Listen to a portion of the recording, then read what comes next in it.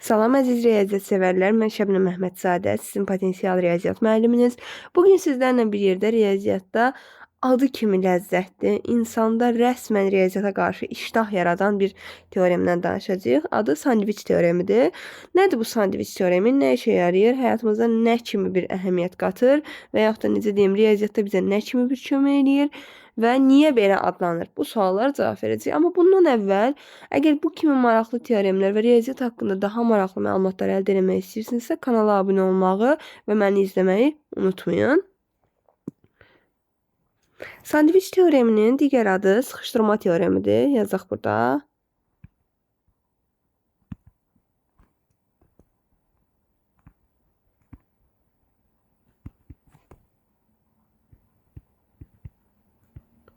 Sıxışdırma teoremi.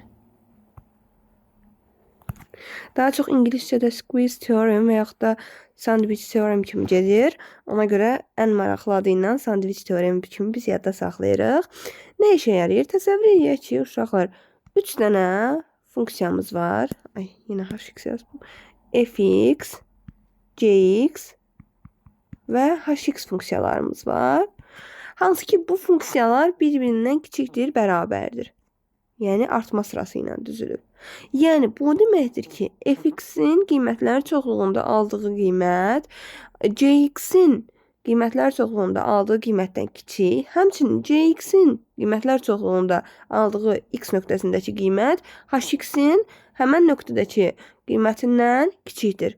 Məsələn, burada x məsələn 5 olanda bu deyək ki 3 alır, bu 7 alır, bu da 10 alır. Məsəl üçün deyirəm. Sadəcə bunu nümunə kimi demək istəyirəm ki, x-ə 5 qiymət verəndə bunların aldığı qiymətlər bu ardıcıllıqla artırsa əgər. Onda biz belə bir şey deyə bilərik. Baxın.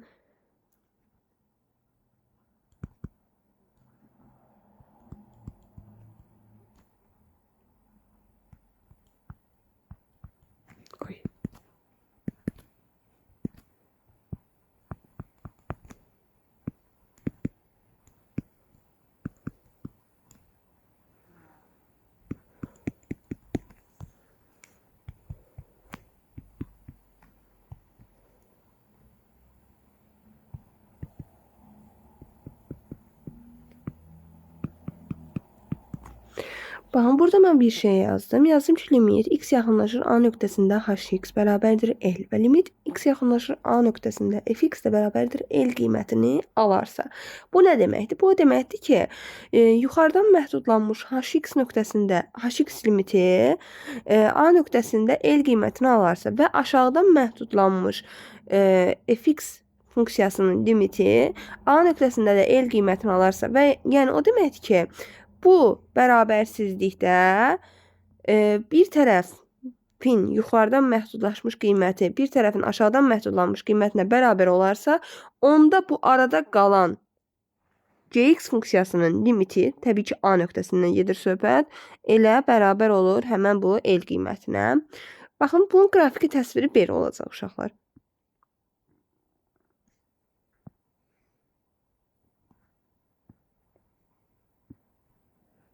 Baxın, bu bizim y xəttimiz olsun. Bu da bizim x xəttimiz olsun. Deyək ki, məsəl üçün, hx funksiyamızın qrafiki belə olsun. Və burada bir dənə A nöqtəmiz olsun. Burada olsun. Və bu hx funksiyamızdır da. Görürsünüz, yuxarıya doğru gedir və məhdudlanmış hissə A nöqtəsindədir deyək ki. Onda bir dənə də fx funksiyasını seçirəm.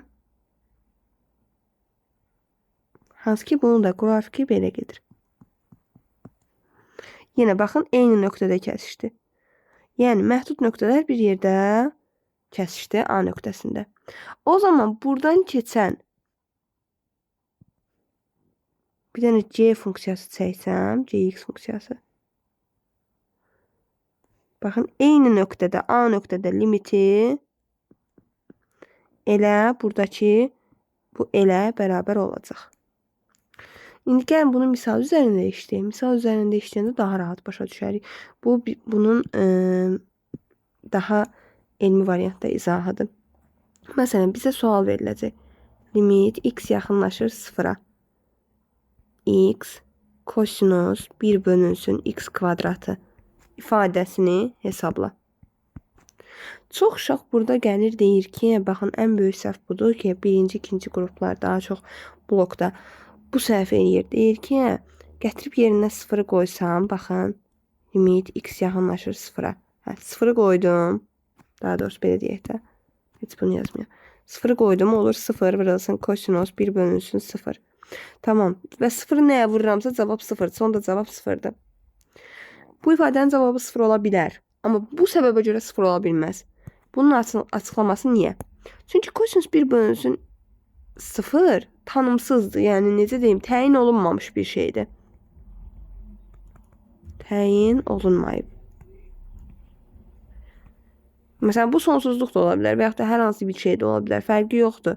Yəni bu təyin olunmamış bir şeyi sən 0'a vuranda bu demək deyil sənin cavabın 0 olacaq. Bunun cavabı gəlin baxaq görək neçə olacaq. Limit x yaxın, yəni bu həll yanlışdır. X yaxınlaşır 0'a. X kosinus 1 bölünsün x kvadrat bərabərdir. Mən burada bax bu prosesdə sandviç metodundan istifadə edəcəm. Baxın. Mən bilmirəm x hansı aralıqda dəyişir, hansı funksiya aralığında dəyişir. Amma konkret kosinusu bilirəm ki, kosinus -1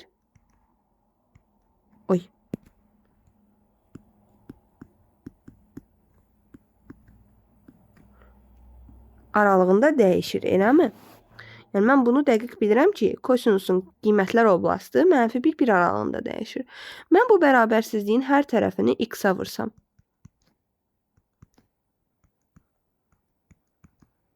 Onda olmayacaqmı -x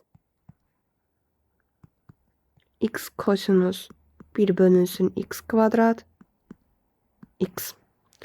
Baxın, diqqətlə baxsaq görərik ki, elə mən burada baxın fx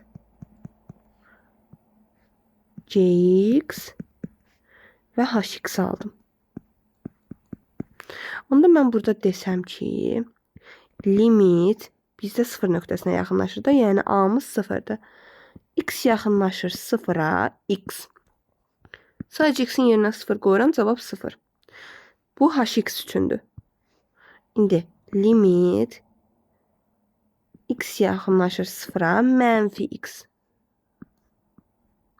Bu da mənfini 0'a vuranda yenə 0'dır və bunların məhdud limitləri, necə deyim, hx-in yuxarıdan məhdud olmuş limitinin a nöqtəsindəki, yəni 0 nöqtəsindəki qiyməti 0 olduğundan və fx-in də aşağıdan məhdudlanmış limiti a nöqtəsində, yəni 0 nöqtəsində 0 olduğundan, onda mən burada sanki aralarında bir sandviç qalmış kimi, sandviçdəki iki çörəyin arasındakı bir sosiska kimi, kalbasa kimi mən deyə bilərəm ki, limit x yaxınlaşanda 0'a x kosinus, bunu belə eləyək, 1 bölünsün x kvadrat bərabər olur elə 0'a. Hansı ki bu qaydaya əsasən olur.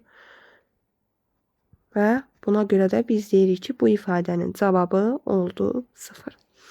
Belə bugünlük bu qədər uşaqlar. Ümid edirəm ki, maraqlı olmuşdur sizin üçün. Bir şey də qeyd eləməyi unutmayın. Baxın, əgər qrafik, mən burada göstərmişəm sizə, qrafik belə bir halda olarsa, mən buna sandviç metodunu tətbiq edə bilmirəm. Baxın. Burada sandviç metodu tətbiq olunmur. Mən buna desəm fx, hx, saçdım. Hx. Buna desəm fx, buna gx desəm, mən deyə bilmirəm bunlar sandviç metodu ilə həll olunur. Çünki burada baxın, fərqli qiymətlər alır, baxın. Amma burada baxın, bir dənə sabit L qiymətini aldı. Ona görə sandviç metodunun əsas qrafiki bunun kimi təsvir oluna bilər. Amma belə yox. Belə bugünlük bu qədər uşaqlar. Ümid edirəm ki, maraqlı olmuşdur sizin üçün. Hər dəfə çalışacağım riyaziyyatdan belə maraqlı teoremləri sizin üçün aydınlaşdırım. Sualınız, çətinliyiniz olarsa rəy bölməsində yazmağı unutmayın. 11-ci siniflər üçün Blok buraxılış hazırlığımız davam edir. Ekranda qeyd olunan nömrə ilə, yəni 051 979 63 41 nömrəsi ilə əlaqə saxlayıb qruplarımıza qoşula bilərsiniz. Sağ olun, salamat qalın.